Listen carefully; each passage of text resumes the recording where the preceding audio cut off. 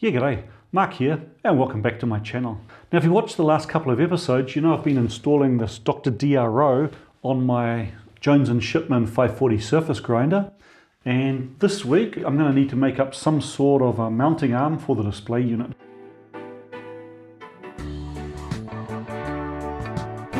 Now if you've watched this channel for a while, you know that I like my machines Reseda green, RAL 6011, so I used this to roughly set the colours, but I've now been informed that the correct colour codes that I need are 108 red, 124 green, that doesn't seem like much, and 89 blue.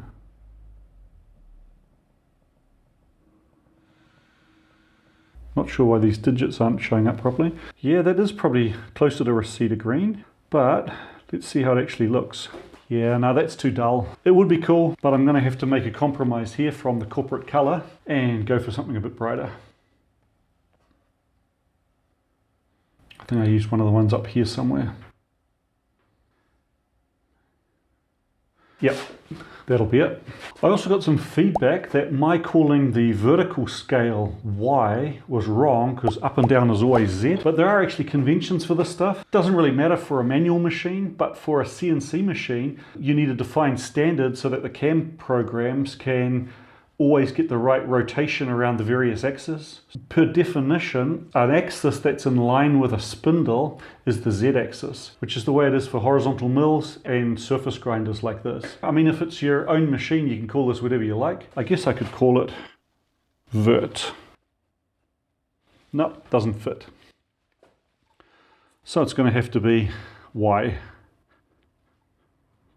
Now when it comes to this housing, when Stefano originally designed this, he made it so that both the pie and the hat, but also his DRO readout unit all go into one enclosure. But I've split them up because it makes more sense from my installation to have the DRO readout module down in the control cabinet and the head unit just gets the pie and its hat. That meant we could make this thinner, and when he chopped this down for me in CAD, we forgot it used to have recessed holes, and by chopping the bottom off we kept the recess, but we no longer had the correct fastener size. Right, then we'll fire up the printer again.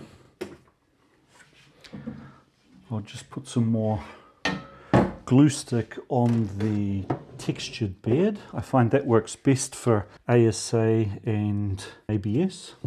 So my mate Luke, who also uses Inventor, fixed those for me, putting normal M5 holes in it, and I requested at the same time that he recess this connector just to give it a bit more protection.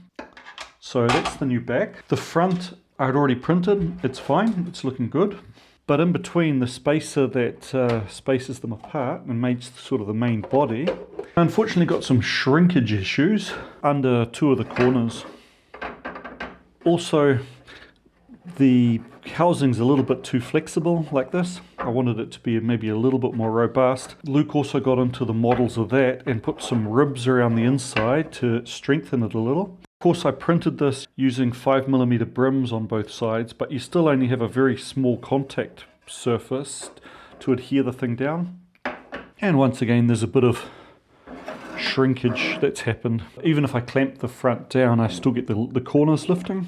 So I tried switching it out to print it in ASA carbon fiber, with the understanding that the carbon fiber also helps restrict the shrinkage. What I could also do is add sort of round pads at each of the four corners just to increase the amount of surface area here to make them adhere better to the bed. I'm still getting wee gaps on the edge there, but it's definitely better than it was. So rather than wasting plastic by printing another one, I think what I'll do is just flatten down the high spots in the middle and use it as is. There was the suggestion that I just put this on the surface grinder and grind it flat. To mount this DRO, there are two flanges I'm going to need to connect. This existing one on the machine, and then on the back of the DRO, I've got a normal Vesa mount, which is 100mm pitch. And this one measures, must be about 1.5 inches between centers. First place to look for some material is of course in the scrap bin. Eagle-eyed viewers have noticed that this is all the sheet metal that I cut out of the Shorblin's control cabinet. I'll leave a link to that video above.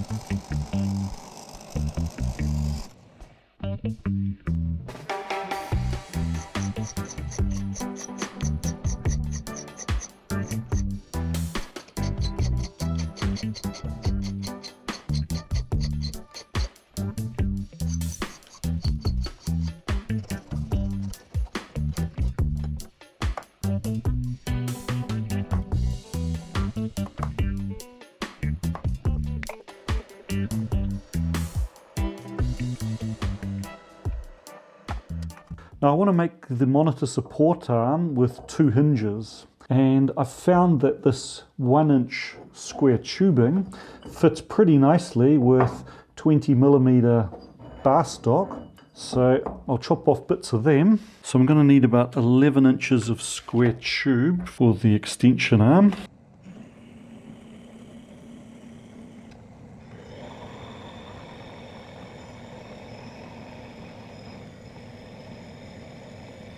Now I recently switched to Onshape as my CAD software, and it's got a CAM studio for creating toolpaths. It's currently in beta, and I figured it's good to learn it by starting off with some of these very simple parts like this one. The only thing is I couldn't work out how to get it to start the tool outside of the stock, so I just faked it by making the stock a bit wider.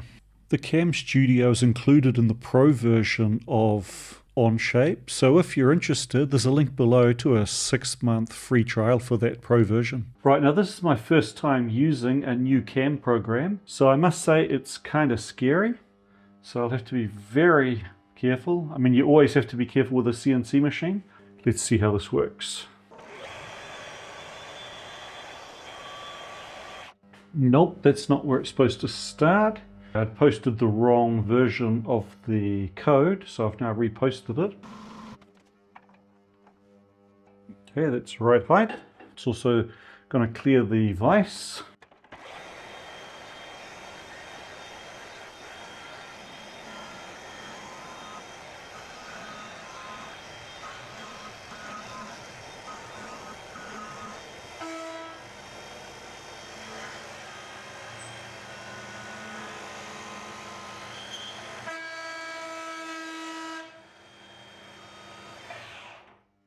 I thought I said I was going to be careful, but that wasn't careful at all. Now, when it first kissed the vise on one side, I should have stopped it immediately, but I thought, well, if it's no worse than that, on the other side, it doesn't really matter because I've already touched it. What I didn't remember is that I still had another step down to go. So then it went down hard into the vise. Yeah, bad planning, bad execution. So why did I not put that part up on parallel straight away? Well, I kind of had in my mind that because it was sticking out the side and I had clearance out the side of the vise, I wasn't going to have any issues with vertical clearance. Didn't check it, obviously. And also that clamping lower down, the vise has got better clamping force. So that was my half-assed logic. Not a great solution. Okay, so that was kind of stupid. I should have had it up on parallels from the start. The second thing I found is this is slightly offset. And I went back in and found that I hadn't constrained the original drawing completely. So I didn't have symmetry on the part. So that's not an error in the toolpath, it's an error in my original creation.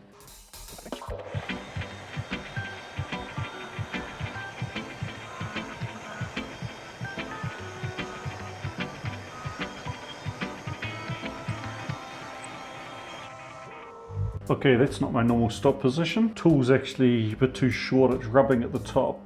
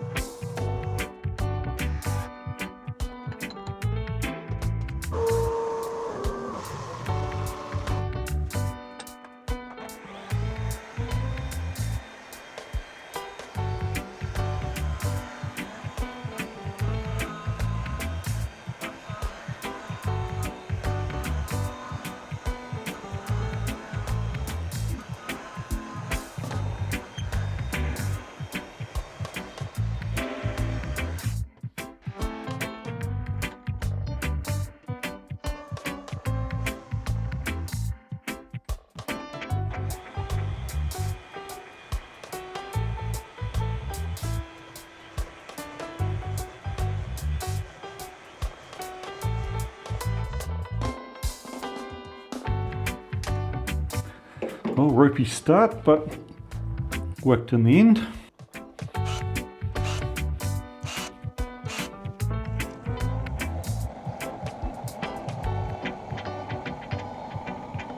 Things were going so well with Onshape that I did another toolpath to put a little pocket in the back of these.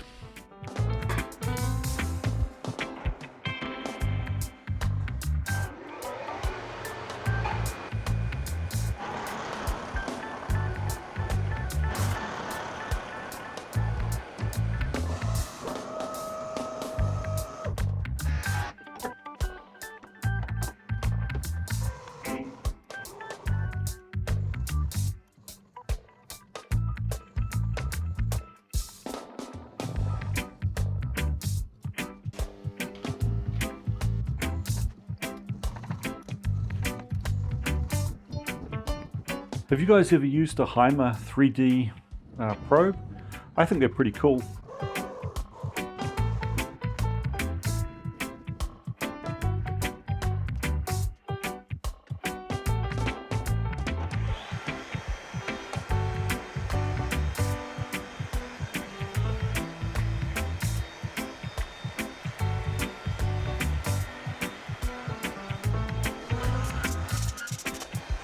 Now you might be wondering why I'm going to all this effort to mill out a pocket on the back of these when they're only going to be welded together.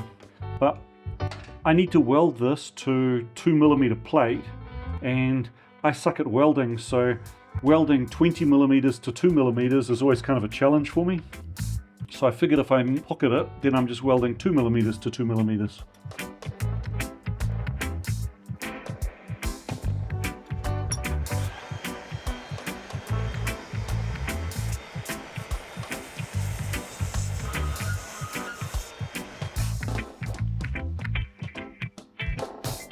Well, I'm pretty happy with how that went. It's only a simple pocket, but gives me a chance to start learning the Onshape CAM software. And so far, yeah, I'm making good progress, I think. So with the end fittings finished, I can now turn my attention to machining the same features on this bar.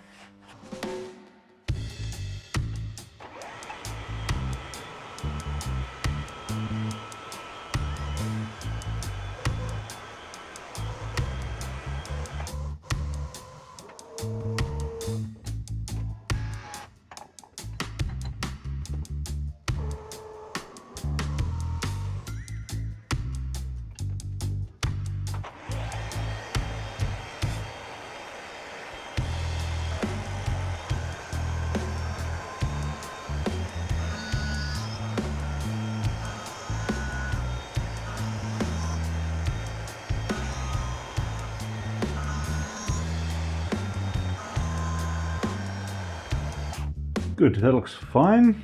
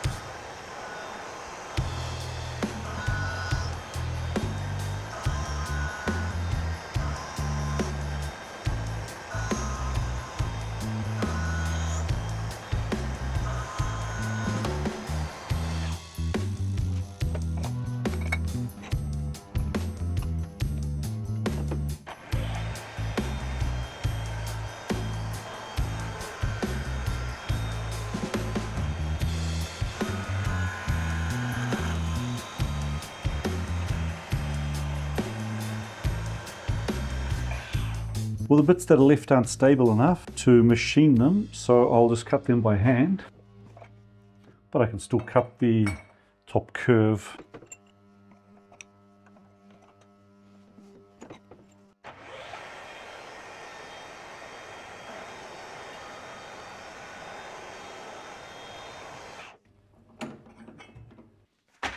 Mail time. So those are the inside threading inserts I ordered, and I guess some boring bars to go with it, huh? It cost barely more to get 3 than to get 1, so I just got the set of 3. They actually seem quite nicely machined, and they do have a little support under the actual thread cutting edge, so that's quite nicely done. Certainly a lot easier and cheaper to buy them than it would have been for me to make them.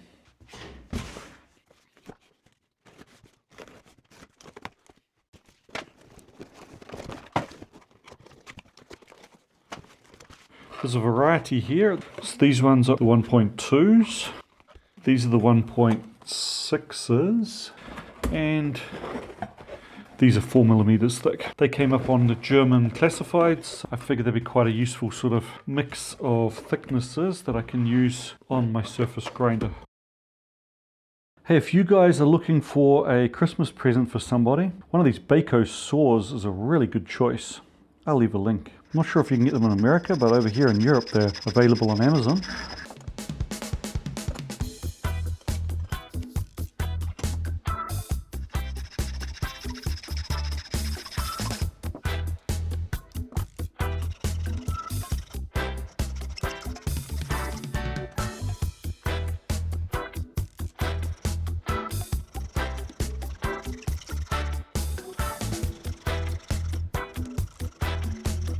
I'll clean these up with acetone and weld them together.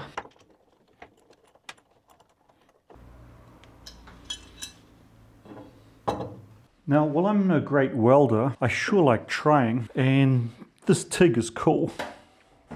Now, Christmas is coming. If you decide to buy yourself a TIG welder for Christmas, I'd appreciate if you'd use my link down below, because you'll get a bit of a discount and they'll give me a couple of percentage of the profits. Won't cost you any more, and I'd appreciate it. Sure helps the channel. Right, I tried changing my settings on my camera for filming welding, and I think I got it maybe a little too dark this time. Oh well, next time I'll do a little better. I think I might up that a bit. Let's try 120.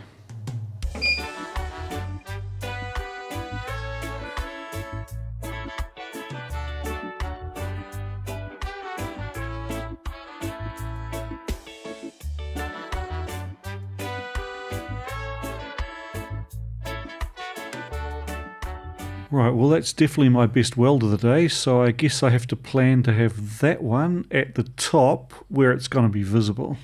Right, let's just mount all this to see what it looks like before it all goes for painting. So which way's up? Nice weld goes up. I guess it's like that. Need a spacer washer in there.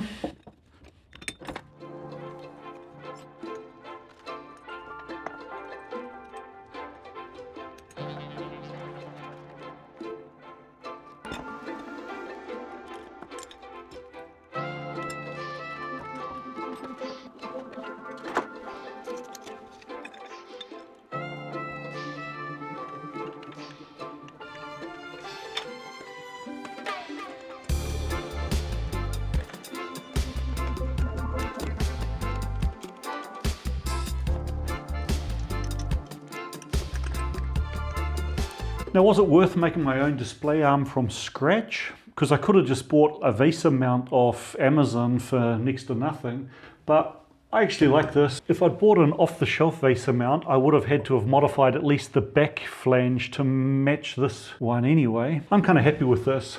Doesn't take up too much space. It seems nice and rigid, and I can use all the touch functions properly without any issues. Still gives me a bit of adjustability, and I can still tighten them up further if necessary. Right. With that now working, it's time to disassemble everything, sandblast all of the steel parts, and prep them for painting. I must say I'm at two minds whether to paint the black strip out of this housing into the green as well, or just leave it. Need to have a think about that. I don't think there's much point doing another whole video on doing the final installation. It's just an assembly job from here on in. I'll get these painted and then I'll probably cover the final assembly just as part of whatever my next video is.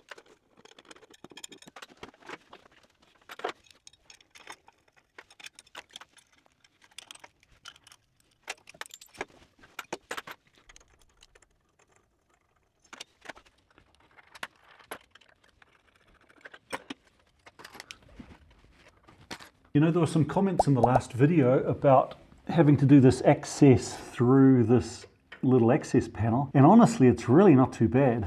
I think the worst access I've seen, which I didn't personally experience, was the Aermacchi 339Cs, which the New Zealand Air Force bought. Rolls-Royce had made a more powerful version of the Viper called the Viper 680, and that increased the power by adding an extra stage on the compressor called the 0 stage, and they made it with aluminium compressor blades. And we had an aircraft auger in because of blade failure. And it turned out in the investigation that one of the these 0 stage compressor blades had a very, very minor stone damage, like a little nick in the blade near the root. And it had fatigued to failure within, I don't know, very few cycles, 5 hours, 5 cycles, I don't know, something like that. And therefore, it became a daily check item to go down with a torch and a file and inspect those 0 stage blades and blend them if necessary, blend out any sharp edge nicks. Now, I wasn't on 14 Squadron, so I never got to enjoy that task, but the intake of the Aermacchi is so tiny that the special tool you needed was a very tall, skinny mechanic who would put the torch and the file in their hands above their head, and 2 other mechanics would have to lift up the special tool, shove them down the intake to perform the job, and then carry them back out again. That's what I consider to be really bad access. This is okay. Right, well that's all the bracketry finished, so let me just sandblast those last parts.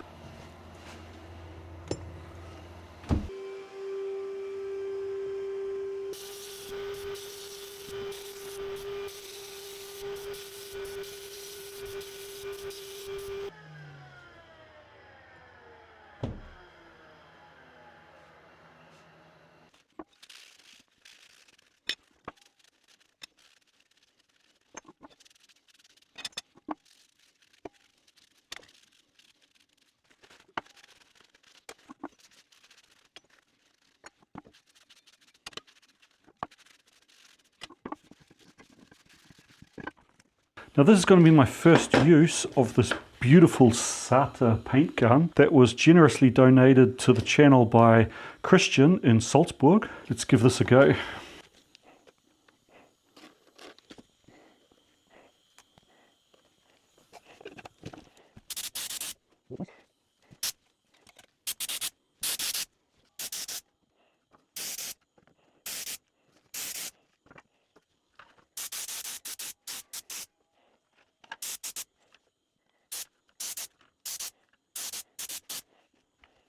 So thanks a lot for watching, and stick around because soon the algorithm's going to give you the next video that's just right for you.